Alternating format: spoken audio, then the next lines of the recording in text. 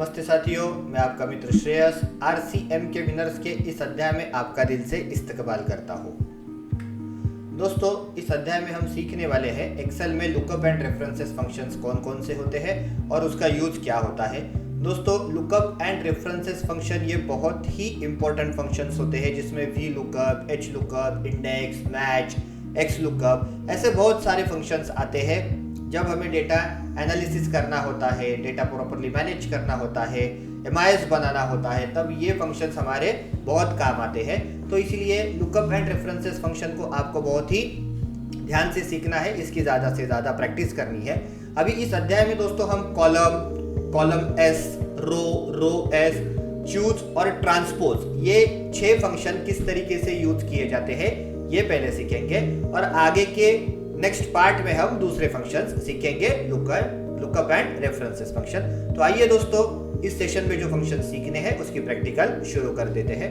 देखिए दोस्तों, यहाँ पे सबसे पहला फंक्शन होता है कॉलम। अभी ये कॉलम फंक्शन क्या करता है, जिस किसी भी कॉलम का नंबर आपको चाहिए तो वो नंबर बताता है। अभी देखिए, जैसे कि रो नंबर जो होते हैं वो 1, 2, 3, 4 इस तरीके से इंडिकेट किए जाते हैं। इसीलिए आप फिलहाल कौन सी रो में हो या फिर किसी रो का नंबर अगर आपको पता करना है तो वो तुरंत आपको पता चल जाता है। देखिए दोस्तों, यहाँ से बिकॉज रो नंबर यहाँ पे दिए होते हैं। बट कॉलम के बारे में वैसे नहीं होता है। कॉलम जो होते हैं यहाँ पे ABCD ऐसे अल्फाबेट से डिनोट किए जाते हैं। तो अभी अगर किसी पर्टिकुलर कॉलम का नंबर मुझे चाहिए, बिकॉज एक्सेल में 16,384 कॉलम्स होते हैं, मैंने ऑलरेडी आपको बताया था बेसिक लेवल पे।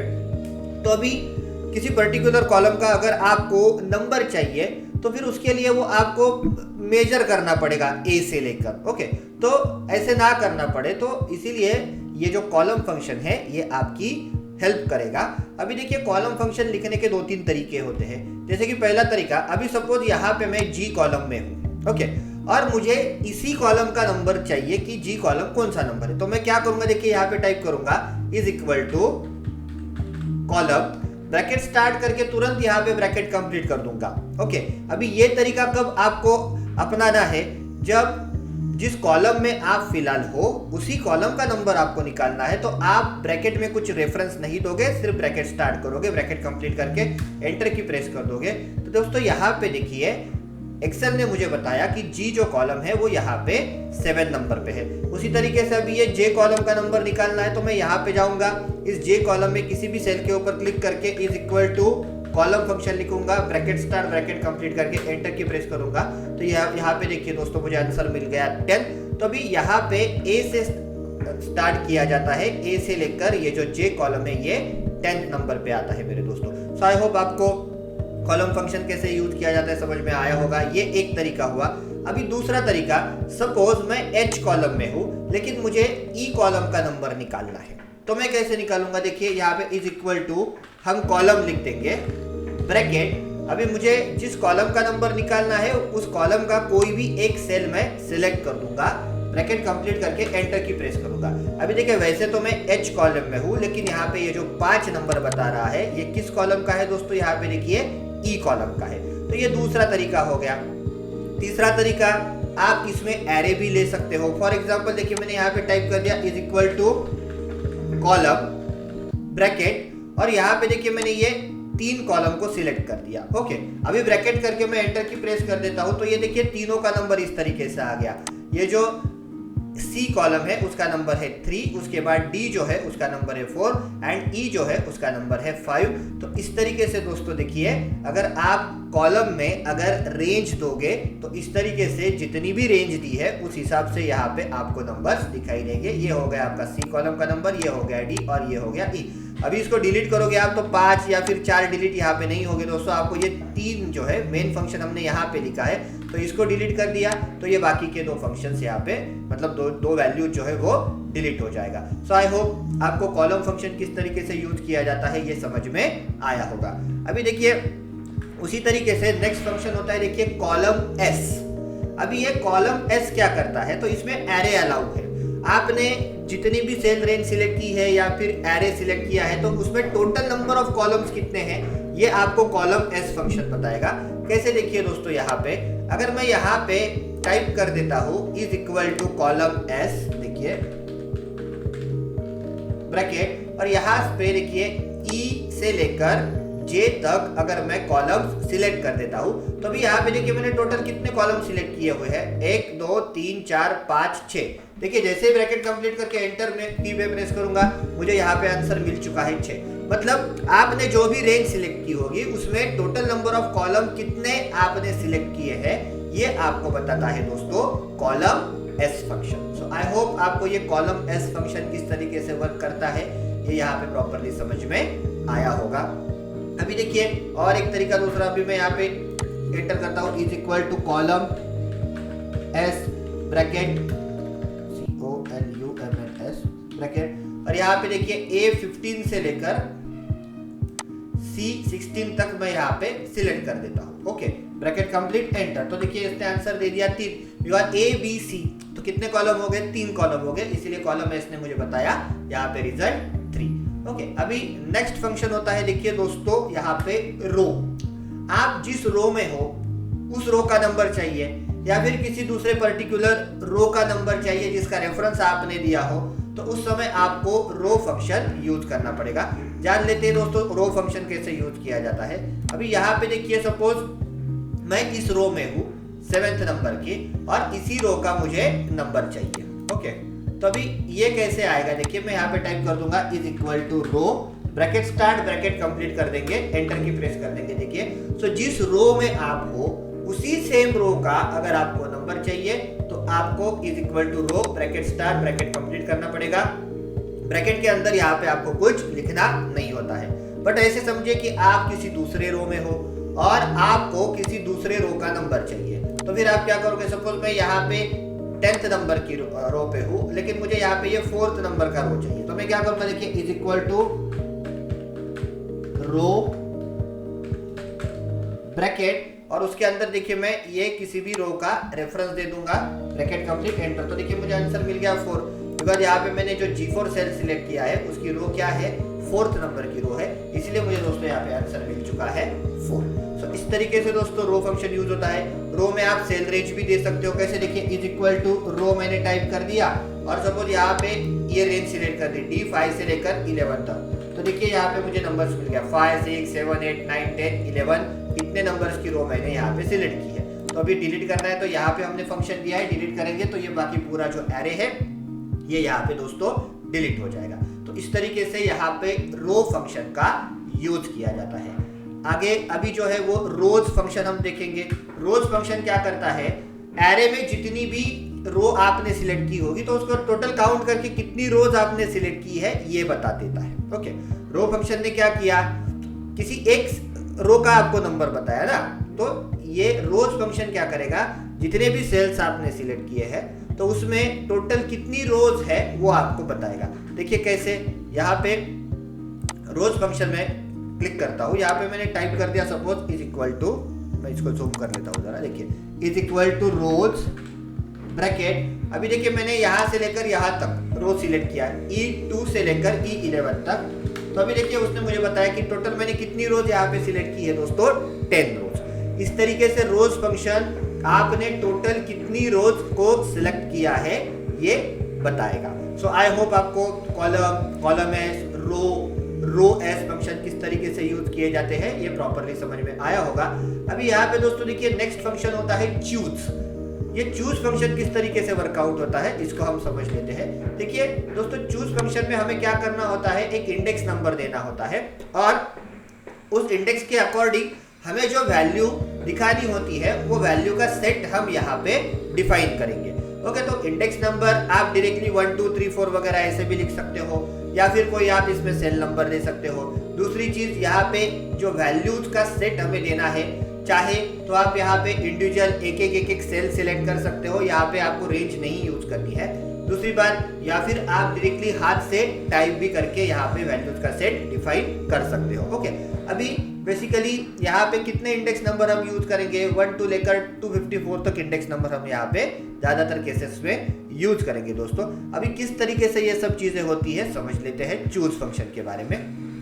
यहाँ पे देखिए चूज फंक्शन के लिए सपोज इंडेक्स नंबर और रिजल्ट। यहाँ पे देखिए इंडेक्स नंबर का मतलब वो पर्टिकुलर रिजल्ट जो आपको दिखाना है वो कौन से नंबर पे है। फॉर एग्जांपल यहाँ पे देखिए अभी मैं लिख देता हूं is equal to choose bracket. अभी सबसे पहले क्या आएगा, इंडेक्स नंबर आएगा। जैसे मैंने कहा कि इंडेक्स नंबर में आप कोई सेल नंबर लिख सकते हो या फिर खुद 1 2 3 4 ऐसे भी टाइप कर सकते हो। तो अभी मैं फिलहाल तो यहाँ पे ये सेल नंबर ले लेता हूँ कॉमा, और अभी इस चूज फंक्शन में मैं क्या करता हूँ, एक एक करके ये सब सेल सिलेक्ट कर देता हूँ। तो ये इंडेक्स नंबर हो गया। अभी मुझे यहाँ पे क्या देना है, वैल्यू 1। तो ये हो गई मेरी value 1 comma value 2 comma 3 comma 4 comma 5 comma 6। तो यहाँ पे देखिए मैंने टोटल इस चूज फंक्शन में 6 वैल्यू पास ऑन कर दी है। अभी ब्रैकेट करके मैं एंटर की प्रेस कर देता हूँ। तो अभी यहाँ पे देखिए दोस्तों वैल्यू एरर आ चुका है, बिकॉज हमने इंडेक्स नंबर में यहाँ पे कुछ लिखा नहीं है। तो अभी जैसे ही मैं इंडेक्स नंबर में 1 लिख दूंगा तो यहाँ पे देखिए ये जो मैंने चूज फंक्शन में ये जो वैल्यूज लिखी है इसमें से सबसे पहली जो वैल्यू है वो मुझे मिलेगी। तो पहली वैल्यू मतलब B2, तो B2 में क्या था, ये नाम था, ये मुझे यहाँ पे दिखाई दे रहा है पेटूनिया। ओके, अगर मैं यहाँ पे इंडेक्स नंबर 2 कर देता हूँ तो ये देखिए दोस्तों यहाँ पे मैंने जो वैल्यू सेट की है इसमें सेकंड नंबर पे कौन है, B3। तो B3 में क्या है, कॉस्मॉस। तो देखिए दोस्तों ये कॉस्मॉस वर्ड मुझे यहाँ पे दिखाई दे रहा है। तो इस तरीके से ये जो चूज फंक्शन होता है ये काम करता है। अभी यहाँ पे देखिए दोस्तों मैंने क्या किया है, इज इक्वल टू चूज लिख दिया कॉमा सॉरी ब्रैकेट। अभी यहाँ पे इंडेक्स नंबर मैं मैन्युअली अभी यहाँ पे 1 2 3 4 ऐसे लिखूंगा, और मुझे कौन कौन सी वैल्यू चाहिए ये मैंने यहाँ पे लिख दिया। देखिए वैल्यू 1 में मैंने लिख दिया A, अभी टेक्स्ट है इसीलिए मैंने इसको डबल इनवर्टेड कॉमा में लिखा है। वैल्यू 2 में लिख दिया मैंने 5, अभी ये नंबर है इसीलिए इसको डबल इनवर्टेड कॉमा में नहीं लिख दिया। वैल्यू 3 में लिख दिया Z, वैल्यू 4 में लिख दिया 9। अभी देखिए इसमें से मुझे कौन सी वैल्यू दिखानी है जो सेकंड नंबर पे है। तो अभी सेकंड नंबर पे क्या है, देखिए 5, तो मुझे यहाँ पे 5 दिखाई दे रहा है। अगर मैं यहाँ पे इंडेक्स नंबर चेंज कर देता हूँ, यहाँ पे 2 के बदले में 1 कर देता हूँ, तो ये देखिए दोस्तों 1 पे कौन सी वैल्यू थी, देखिए वैल्यू 1 क्या है, A, तो ये मुझे यहाँ पे दिखाई दे रही है। तो देखिए इस तरीके से ये जो चूज फंक्शन है ये वर्क करता है। उसमें आप क्या कर सकते हो, वैल्यूज का एक सेट डिफाइन करके रख सकते हो, और फिर उस सेट में से कौन सी वैल्यू आपको चाहिए वो आप इंडेक्स नंबर के जरिए बता सकते हो। इंडेक्स नंबर मतलब सीक्वेंस, फर्स्ट वैल्यू दिखानी है, सेकंड वैल्यू दिखानी है, थर्ड वैल्यू दिखानी है, कौन सी वैल्यू आपको दिखानी है उसका नंबर आप डालोगे तो उसके हिसाब से चूज फंक्शन वैल्यू आपको लाके दिखा देगा। बट वो वैल्यू उसमें हमको पहले सेट करनी पड़ेगी। देन नेक्स्ट और एक एग्जांपल देखते हैं। देखिए दोस्तों यहाँ पे चूज का, यहाँ पे देखिए दोस्तों अभी मुझे क्या करना है, एक नंबर मैंने यहाँ पे सेट कर दिया है। फॉर एग्जांपल ये 40 है हमारा, और इसमें मुझे क्या करना है, यहाँ पे जो नंबर्स मैंने लिखे हैं इसमें से जो नंबर यहाँ पे इंडेक्स मेंशन किया जाएगा वो नंबर इसमें ऐड होना चाहिए। तो अभी मुझे क्या करना पड़ेगा, देखिए दोस्तों यहाँ पे इज इक्वल टू, अभी मैं लिख दूंगा सम, बिकॉज एडिशन करनी है।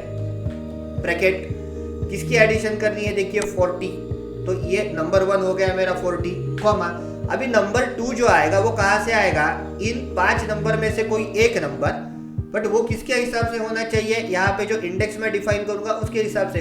अगर मैंने 1 लिख दिया तो 5 आना चाहिए, अगर मैंने 2 लिख दिया तो 6 आना चाहिए, अगर 3 लिख दिया तो 7 आना चाहिए, और उसको 40 में ऐड करके मुझे दिखाना है। सिंपल सी बात है। तो अभी मैं यहाँ पे क्या करूंगा, चूज फंक्शन का यूज करूंगा। देखिए मैंने चूज लिख दिया ब्रैकेट। अभी सबसे पहले हमें क्या डिफाइन करना है, इंडेक्स नंबर, तो मैं यहाँ पे इंडेक्स नंबर डालने वाला हूँ, इसीलिए ये सेल को मैंने सिलेक्ट कर दिया कॉमा। अभी वैल्यू 1 क्या आएगी, 5 कॉमा वैल्यू 2 6 कॉमा वैल्यू 3 जो है वो आएगा यहाँ पे K3 कॉमा वैल्यू 4 में आएगा देखिए K4 कॉमा वैल्यू 5 में आएगा K5। ब्रैकेट कंप्लीट करके एंटर की प्रेस कर देता हूँ मैं यहाँ पे। देखिए अभी यहाँ पे आप देख सकते हो 40, और उसमें इंडेक्स नंबर मैंने 3 दिया है, तो इसमें 3 नंबर पे कौन है, देखिए 7। सो 40 + 7 इज इक्वल टू 47। अगर मैंने यहाँ पे इंडेक्स नंबर दे दिया 5, तो देखिए यहाँ पे ये 40 और 5वां इंडेक्स कौन है, देखिए 9, तो 40 में यहाँ पे 9 ऐड होके आपको आंसर मिल गया दोस्तों यहाँ पे 49। सो इस तरीके से चूज फंक्शन का यूज किया जाता है। तो देखिए ये फंक्शन हमें बहुत सारी जगह पे यूज करना पड़ता है। ऐसे सेपरेटली अगर देखा जाए तो हम ज़्यादातर यूज नहीं करते हैं, बट सम के साथ या फिर वी लुकअप के साथ वगैरह ये फंक्शन हम ज़्यादातर केसेस में यूज करते हैं दोस्तों। इंडेक्स के साथ भी इसका यूज होता है, इंडेक्स मैच करके फंक्शंस होते हैं। आगे जैसे जाएंगे वैसे वैसे हम एग्जाम्पल उसके बारे में आपको बताते जाएंगे। और अभी नेक्स्ट फंक्शन जो होता है यहाँ पे वो हमें देखना है, बेसिकली ट्रांसपोज फंक्शन कैसे यूज होता है। अब ये ट्रांसपोज फंक्शन क्या करेगा, टेबल, सपोज टेबल आपने वर्टिकली बनाया है और उसको आपको हॉरिजॉन्टल पोजीशन में कन्वर्ट करना है, तो ये ट्रांसपोज करके देगा। या फिर आपने हॉरिजॉन्टल पोजीशन में टेबल बनाया है और उसको आपको वर्टिकल पोजीशन में कन्वर्ट करना है, सो ये भी आपको ट्रांसपोज फंक्शन करवा के देगा। ओके, तो अभी इसको कैसे करना है, टेबल की पोजीशन कैसे चेंज करनी है, आइए समझ लेते हैं ट्रांसपोज फंक्शन के अकॉर्डिंग। अभी देखिए यहाँ पे दोस्तों मैंने एक टेबल बनाया हुआ है, अभी ये वर्टिकल फॉर्म में हमने बनाया हुआ है। अभी इसको हॉरिजॉन्टल करने के दो तरीके हैं, या तो ट्रांसपोज फंक्शन यूज कीजिए या फिर आप कॉपी पेस्ट के जरिए भी कर सकते हो। दोनों चीजें मैं आपको दिखाता हूँ। पहले हम ट्रांसपोज फंक्शन के जरिए देखेंगे कैसे होता है। अभी देखिए सबसे पहले आपको क्या करना पड़ेगा, अगर इस टेबल को पोजीशन चेंज करनी है तो आपको सबसे पहले यहाँ पे काउंट करने पड़ेंगे कि इसमें नंबर ऑफ रोज कितने हैं और नंबर ऑफ कॉलम्स कितने हैं। अभी देखिए यहाँ पे नंबर ऑफ कॉलम्स है 1 2 3 4 5 6 और नंबर ऑफ रोज है 10। सो 6 कॉलम और 10 रोज का ये टेबल हमने यहाँ पे बनाया हुआ है। अभी इसकी पोजीशन जब आप चेंज करोगे तो क्या होगा, यहाँ पे जो कॉलम है वो कन्वर्ट हो जाएंगे रो में और यहाँ पे जो रो है वो कन्वर्ट हो जाएगी कॉलम में। तो सबसे पहले आपको क्या करना पड़ेगा, इस टेबल को ऑक्यूपाई कर सके इतना पहले ब्लैंक एरिया आपको सिलेक्ट करना होता है। देखिए ये फंक्शन यूज करने का थोड़ा सा तरीका अलग होता है ट्रांसपोज फंक्शन। आपको सबसे पहले एरिया सिलेक्ट करना पड़ेगा, जितना एरिया इस टेबल को ऑक्यूपाई कर सके। ध्यान रखना कि जितने रोज और कॉलम चाहिए रिक्वायर्ड है उतने ही सिलेक्ट कीजिए। अगर आप ज़्यादा करोगे तो फिर वो यूज में नहीं आएंगे, उसमें आप कुछ लिख वगैरह नहीं सकते, बिकॉज वो क्या हो जाएंगे, टेबल की रेंज का एक हिस्सा हो जाएंगे और उसमें आप जाके एडिटिंग नहीं कर पाओगे। तो अभी मैं क्या करता हूँ, देखिए ये 6 कॉलम से तो 6 रो हो जाएगी। तो मैं यहाँ पे देखिए 1 2 3 4 5 6 1 2 3 4 5 6 मैंने यहाँ पे 6 रो सिलेक्ट कर दिया। क्यों 6 रो सिलेक्ट कर दिए, बिकॉज यहाँ पे 6 कॉलम है। जब पोजीशन चेंज हो जाएगी वर्टिकल टू हॉरिजॉन्टल तो ये रो में कन्वर्ट हो जाएंगे। और यहाँ पे देखिए नंबर ऑफ रोज कितनी है 10, तो अभी यहाँ पे कॉलम हो जाएंगे 10, तो मैं 10 कॉलम सिलेक्ट करता हूँ। देखिए ये हो गया 1 2 3 4 5 6 7 8 9 10। देखिए तो इस टेबल को ऑक्यूपाई कर सके पहले तो मैंने इतना एरिया यहाँ पे सिलेक्ट कर दिया। अभी देखिए ये सिलेक्शन ऐसे का ऐसा ही रखना है, आपको सिलेक्शन करने के बाद ऐसे किसी दूसरी जगह पे जाके क्लिक नहीं करना है, नहीं तो फिर कुछ काम नहीं आएगा, ये फंक्शन काम नहीं करेगा, सब मेहनत आपकी बर्बाद हो जाएगी। ओके, तो पहले ये सिलेक्ट करने के बाद आपको फिर टाइप करना है इक्वल टू। ओके, देखिए ये एरिया सब सिलेक्ट किया हुआ है और अभी मैंने यहाँ पे टाइप कर दिया इक्वल टू। अभी हम यहाँ पे लिखेंगे दोस्तों ट्रांसपोज। ट्रांसपोज लिखने के बाद फिर जिस टेबल को आपको पोजीशन चेंज करनी है उस टेबल को सिलेक्ट कीजिए। देखिए मैंने यहाँ पे इस तरीके से ये टेबल को सिलेक्ट कर दिया। ओके, ब्रैकेट कंप्लीट कर देंगे।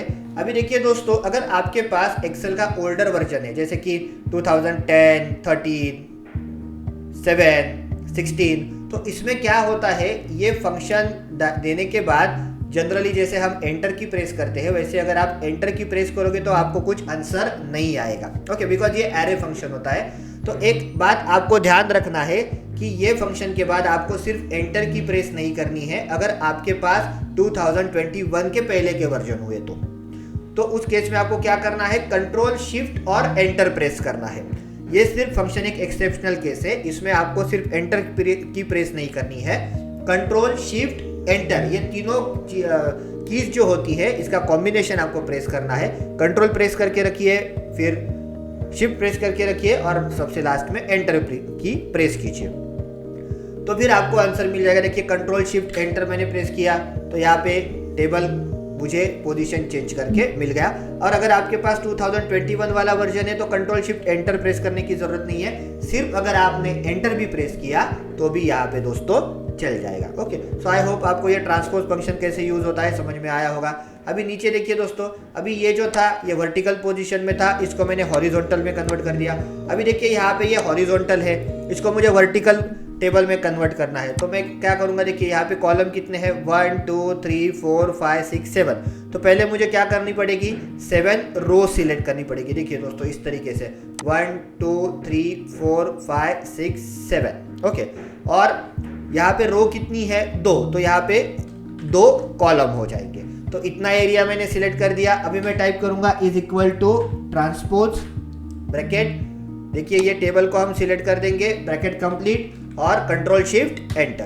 तो देखिए यहाँ पे दोस्तों मेरे सामने इस पोजीशन, टेबल की पोजीशन चेंज होके मेरे सामने यहाँ पे आंसर आ चुका है। So I hope transpose function किस तरीके से यूज करते हैं आपको यहाँ पे प्रॉपरली समझ में आया होगा।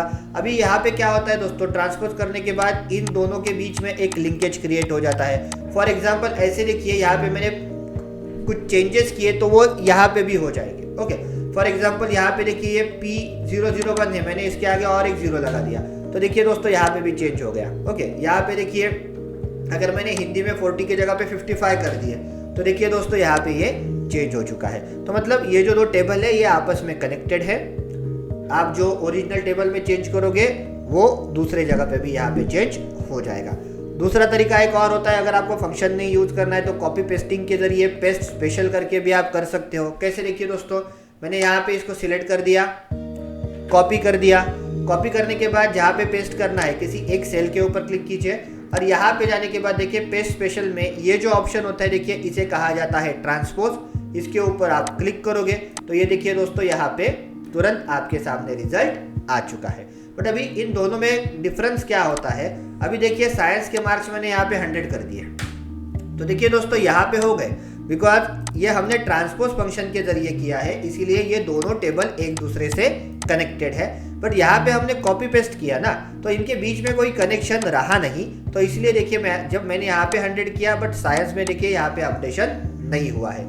तो अभी आपके रिक्वायरमेंट के हिसाब से आप चाहे कॉपी पेस्ट करो चाहे ट्रांसपोज फंक्शन का यूज करो, ये आपके ऊपर डिपेंड होता है और आपकी क्या रिक्वायरमेंट्स है इसके ऊपर डिपेंड होता है मेरे दोस्तों। आई होप आपको इस सेशन में मैंने जो लुकअप एंड रेफरेंसेस फंक्शन सिखाए वो प्रॉपरली समझ में आए होंगे। आगे के सेशंस में और लुकअप एंड रेफरेंसेस से रिलेटेड हम फंक्शन देखने वाले हैं, तब तक इन फंक्शंस की प्रॉपरली प्रैक्टिस कर लेना। मिलते हैं नेक्स्ट अध्याय में, तब तक के लिए धन्यवाद।